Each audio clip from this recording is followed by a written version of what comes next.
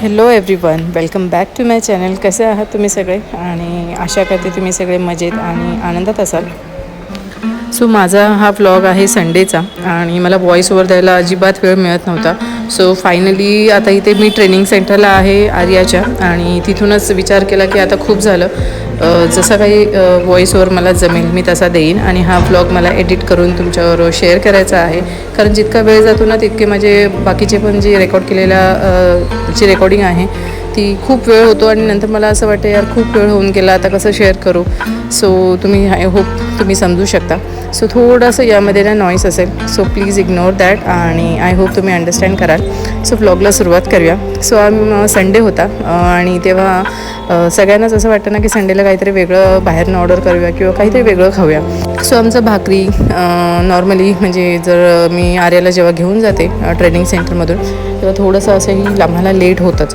तर त्यामुळे मी भाकरी बाहेरनं घेऊन जाते 2-3 दिवसांनी एकदा, कधी कधी ऑल्टरनेट डेजला पण होतं. सो ते जरा जास्त होत होतं आणि त्यामुळे आम्हाला म्हणजे बाहेरनं काही मागून खायचा कंटाळाच येत होता. कधी ना कधी खातोच, म्हणजे आठवड्यातनं एखाद दुसऱ्यांदा होतेच. पण भाकरी मात्र आमची ऑल्टरनेट डेजला होत होती, कारण मी आर्याला जेव्हा घेऊन जाते ना मग मला बनवायला खूप उशीर होतो आणि मला अजून 8-8:30 नंतर बनवायचं म्हणजे खूप कंटाळा येतो आणि उशीर होतो. मला जेवण एकदम उशिरा नाही आवडत. मग इनडायजेशन होतं, रात्री झोपायला लेट होतं, सगळ्या गोष्टी प्रकार मी अवॉइड करते. सो हा मिलिंदचाच ॲक्च्युली थॉट होता की असंही आपण काही ना काही बाहेरचं खातो, सो घरी काहीतरी बनवूया आणि पटकन होईल असं. सो आम्ही US असताना ना हे जे मेक्सिकन फूड आहे जे आम्ही बनवणार आहोत ते बाहेर म्हणजे खूप खायचो, कारण ते घरी आम्ही नाही बनवायचो, कारण बाहेर असंही मिळतं. जसं आपल्या इथे वडापाव आहे तशा ह्या मेक्सिकन पद्धतीचे काही प्रकार आहेत तिथे क्वचित नाही, खूप प्रमाणात असायचे आणि कायम असायचे. सो आम्हाला ते आवडायचं, कारण मी व्हेजिटेरियन जास्त प्रिफर करते, व्हेजिटेरियन फूड, आणि मिलिंद नॉन व्हेजिटेरियन आणि दोन्ही गोष्टी खातात अदर दॅन जे इंडियन फूड आहे त्या व्यतिरिक्त. सो ते आम्ही ॲक्च्युली बाहेरून आणायचो, पण इकडे म्हटलं आपण स्वतः ट्राय करूया. सो त्यासाठी तिकडचे सॉस जे असतात त्यांचे वेगळे असतात, चिपोतले साऊथ वेस्ट, परत साल्सा म्हणून असे काही ना काही त्यांच्या स्टफिंग असतात त्यामध्ये. सो माझ्या इथे चपात्या बनवून झाल्या आहेत आणि जी स्टफिंग आहे, जी फिलिंग बनवायची आहे रॅपसाठी, ती आर्या आणि मिलिंद कसे बनवत आहेत ते तुम्हाला एक्सप्लेन करतील.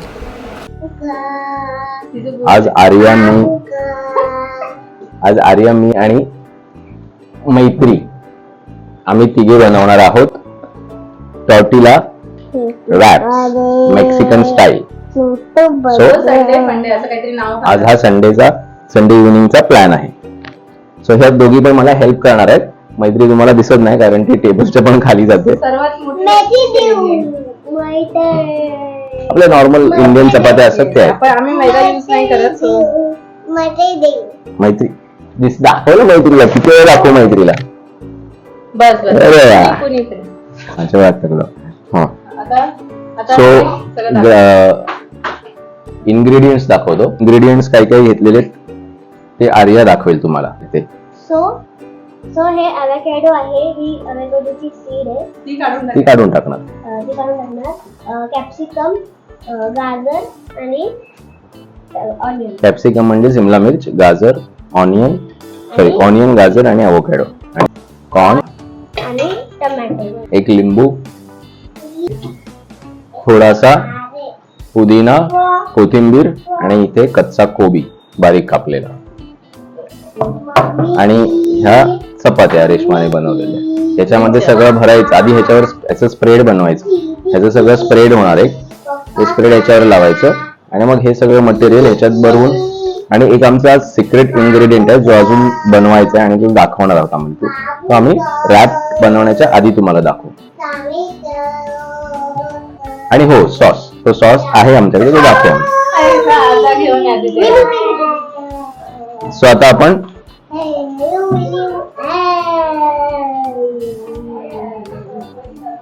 हे बनवायला सुरुवात करूया. सो त्यासाठी मी आधी हा अॅव्होकॅडो घेतोय आणि अॅव्होकॅडो घेऊन त्याला आपल्याला मॅश करायचंय. सो हा मॅशर आहे जो आपण नॉर्मली पावभाजी वगैरे करण्यासाठी, बटाटा मॅश करण्यासाठी वापरतो, तो आहे. त्याच्याने आपल्याला हा अॅव्होकॅडो पूर्ण मॅश करून घ्यायचा. आहे, हे मेयोनीज आहे आणि हे मस्टर्ड पेस्ट बनवायची. हा, त्याची पूर्ण पेस्ट बनवायची.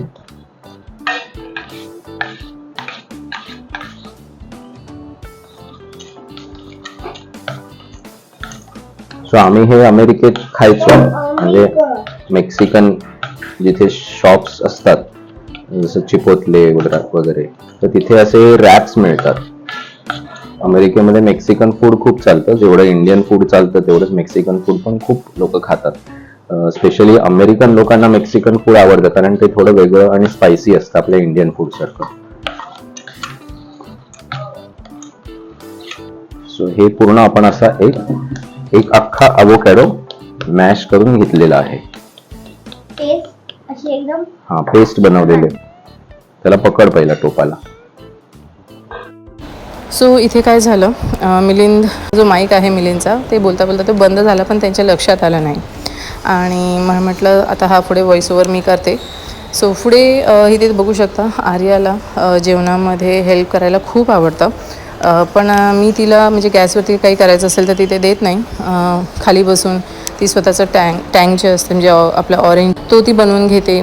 परत मला भाजी कट करून देते. भाजी म्हणजे दुसरी भाजी नाही, असं टोमॅटो, ऑनियन आणि लेमन आता हली मी तिला द्यायला लागले. सो छोट्या छोट्या गोष्टी मी तिला स्वतःहून इंडिपेंडेंट बनवते. जर तिला कधी हवं असेल तर ती कट करून घेऊ शकते. तिला मी सॅलड बनवायला देते. आता इथे तिला असं वाटलं की आपण काहीतरी सॅलडचा प्रकार बनवतो आहे, सो ती आवडीने करून घेते. मिलिंदला देखील आवडतं आर्या आणि मैत्रीला घेऊन अशा काही गोष्टी करताना त्यांना इन्व्हॉल्व करायला, कारण त्यांना असं वेगळं वाटलं नाही पाहिजे की हे फक्त मम्मी पप्पाने करून द्यायचं आहे किंवा फक्त मम्मीने करून द्यायचं आहे. आम्ही फक्त प्लेट समोर बसणार आणि आमच्या पुढ्यात येईल. सो मी अशा सवयी मुलांना लावणं अवॉइड करते.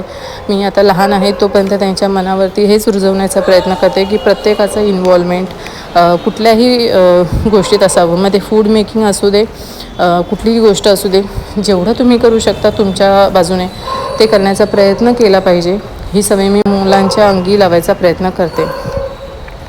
सो नेहमीच, कारण जेव्हा मम्मी पप्पांना काही कारणाने जर त्यांच्याजवळ नसतील तर त्यांची कामं कोण करेल, तेव्हा त्यांनी दुसऱ्यांकडे बघू नये एवढंच मला वाटतं. आणि त्यांनी इंडिपेंडेंट असावं, ॲटलिस्ट कुठल्या गोष्टी कुठे ठेवल्या आहेत आणि कशा पद्धतीने घ्यायच्या आहेत त्यासाठी. सो मला असं वाटतं की ते इंडिपेंडेंट व्हावं. सो लहानपणीच आईने स्वतःच्या गोष्टी घे, कारण जेवण वाढल्यावरती ना बरंचसं अन्न फुकट जायचं, म्हणजे असं वेस्ट जायचं. सो आईने एकदा सांगितलं की तुम्हाला जेवढं पाहिजे तेवढं तुम्ही वाढून घ्या आणि तेवढं खा, म्हणजे अन्न फुकट जाणार नाही. सो तो थॉट मला खूप आवडतो की मुलांना स्वतः आपण एक्सप्लोअर करायला द्यायच्या गोष्टी. एका दुसऱ्या वेळेस काही गोष्टी थोड्याशा वेस्ट जातात, पण त्यांना त्या दाखवून द्यायच्या की हे असं होतं आणि त्यामुळे तुम्हाला जेवढं पाहिजे, तुम्हाला जसं जमतं आहे तशा पद्धतीने करा, पण काही गोष्टी वेस्ट जाऊ नये आणि इंडिपेंडेंट आपण त्यामधनं व्हायला शिकायचं. सो एवढाच माझा थॉट आहे.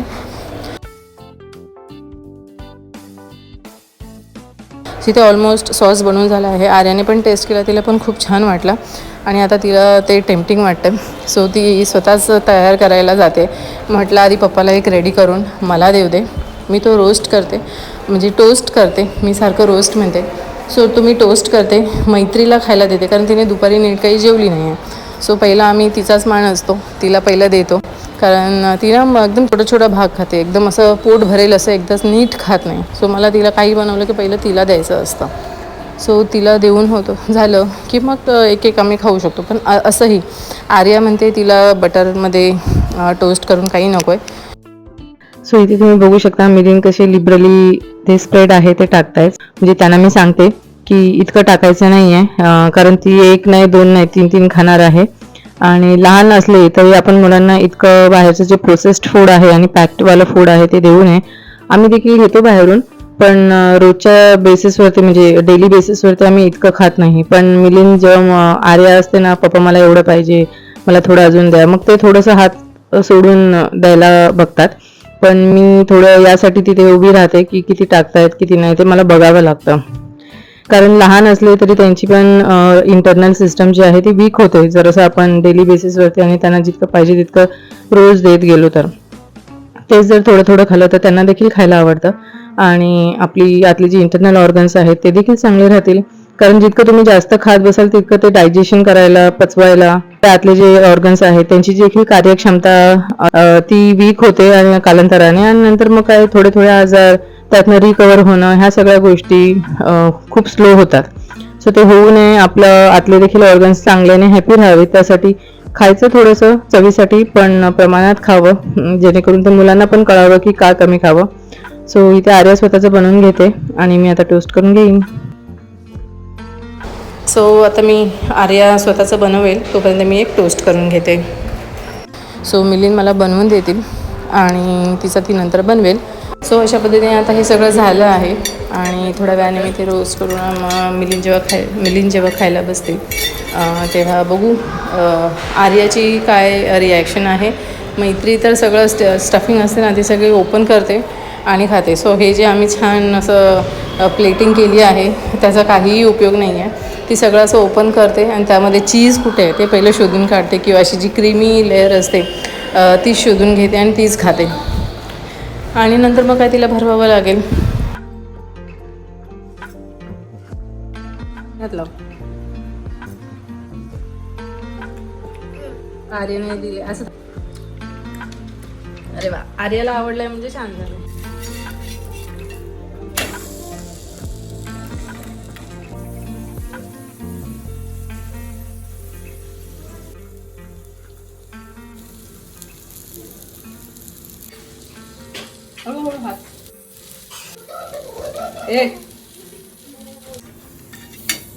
छान झालेलं आहे.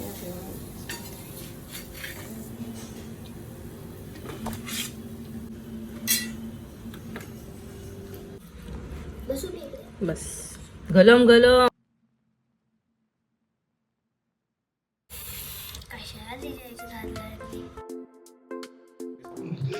आता मुलांचं देखील खाऊन होतंय आणि आता दोन तीन राहिले ते मी शेकून घेते आणि मिलिंदला देखील देईन आणि मग मिलिंदचं काय म्हणणं आहे ते पण ऐकून घेऊया. मेहनत झालेली आहे. शेफ बसतायत खायला. पण तुम्ही बनवले, तुम्ही ठरवा त्याचं नाव. These are called tortilla wraps. Okay. These are pure vegetarian. हे pure vegetarian wrap आहे. याच्यामध्ये नॉनव्हेज अजिबात नाही. तसं पण आषाढी एकादशी नॉनव्हेज. सो हे मेक्सिकोमध्ये खूप प्रमाणात खातात आणि त्याच्यामुळे अमेरिकेत मेक्सिकन लोक जास्त असल्यामुळे अमेरिकेत पण खूप प्रमाणात हे खाल्लं जातं. अमेरिकेतल्या जसं आपल्या इथे वडापाव मिळतो तसं अमेरिकेतल्या मेक्सिकन स्टोर्समध्ये टॅकोज, रॅप्स आणि टॉर्टिला चिप्स वगैरे मिळतात. हे मुलांसाठी मस्त. याच्यामध्ये व्हेजिटेबल्स सगळे आहेत, कॅप्सिकम, कॅरेट, कॅबेज वगैरे सगळं. So tasty plus healthy. That's a idea. कराने सांगा कसं झालंय.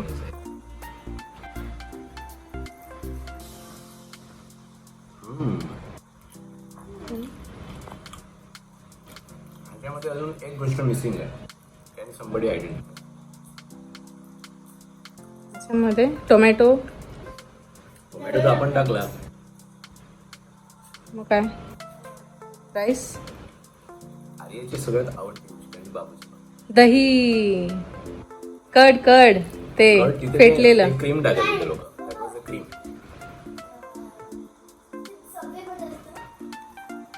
चीज, श्रेडेड चीज.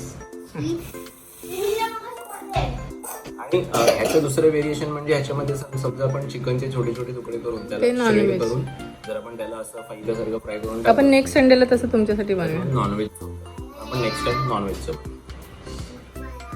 ओके. सो आता माझं राहिलंय खायचं. शेफने पण खाल्लेलं आहे, मी पण घेते खायला. इथे मी ठेवले आहेत माझे 2 रॅप्स.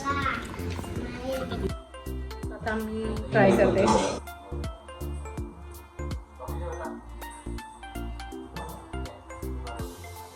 सो इथे आता आम्ही दोघं खाऊन घेतो आहोत. मी थोडा सॉस घेतला, मिलिंदने घेतला नाहीये कारण त्यांना असंच खायला आवडतं.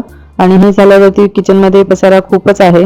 हा पसारा आता आवरून झाल्यावरती ॲक्च्युली आर्याची एक्झाम्स आहेत, सो तिच्याकडे मला लक्ष द्यायचं आहे. सो पटापट ह्या सगळ्या गोष्टी करून घेते आणि तिच्याकडे यासाठी लक्ष द्यायचं आहे ना, कारण ती स्वतःहून बसत नाही अभ्यासाला. सो तिच्याकडे तिचं काय काय राहिलंय, तिने काय काय केलं आहे आणि कोणत्या गोष्टी करून घ्यायच्या आहेत, त्यासाठी मला पटकन तिच्याकडे बसावं लागतं कारण मिलिंदची मीटिंग चालू आहे. पण तिची वह्या पुस्तकं ती काय कशी ठेवते, मेंटेन करते, ते मला कधी कधी असं लांबून दिसतं, तेव्हा त्याकडे थोडंसं जातीने लक्ष द्यावं लागतं. कारण तिला मी खूपदा सांगितलं की मार्कर्स जे स्कूलमध्ये दिले आहेत ते स्पेशल ऍक्टिव्हिटीज वगैरे असतील तेव्हा यूज करायचे आहेत, ना की असे जे बुक्सच्या पाठी ड्रॉइंग आहे त्यांना हायलाईट करायचं वगैरे. सो माझं जर सांगून ऐकत नाही, ती असं लाईटली घेते. मग मला थोडंसं मिलिंदला सांगावं लागतं की प्लीज बघा, कारण ती हे सगळी बुक्स मग असे कुठेही चित्र वगैरे काढून ठेवेल, मग टीचर नंतर आपल्यालाच सांगेल की तुम्ही मुलांकडे लक्ष देत नाही आहात. सो हे कधीतरी तिला असं धाक द्यावा लागतो, अदरवाईज ती खूप काही मनासारखं करायला जाते आणि नंतर मग माझं ऐकत नाही. कारण मिलिंदने जर सांगितलं तरच ती ऐकते. बाकी दुसऱ्या गोष्टीत मलाच बघावं लागतं, तिथे मिलिंद लक्ष देत नाही तिच्या ज्या काही गोष्टी आहेत. पण थोडासा दम द्यायचा असेल तर शेवटचा ऑप्शन मिलिंदचाच असतो. सो मिलिंद जितका दम देतात तितकाच लाड देखील दोघींचे पुरवतात. सो त्यामुळे त्यांचंच दोघी ऐकतात. मेथी तर अजून लहान आहे, सो तिचा अजून काही तसा प्रॉब्लेम नाही आहे. सो ते झाल्यावरती मला इथे किचनमध्ये जे राहिलेलं सामान आहे ते धुवून वॉश करून ठेवायचं आता की नाही ते मी तर जरा आवरून घेते. सो असा होता आजचा व्लॉग. आय होप हा व्लॉग तुम्हाला आवडला असेल. कमेंट करून सांगा तुम्हाला कोणता भाग आवडला आणि भेटू आपण नेक्स्ट व्लॉगमध्ये. टिल देन सगळ्यांनी काळजी घ्या. बाय.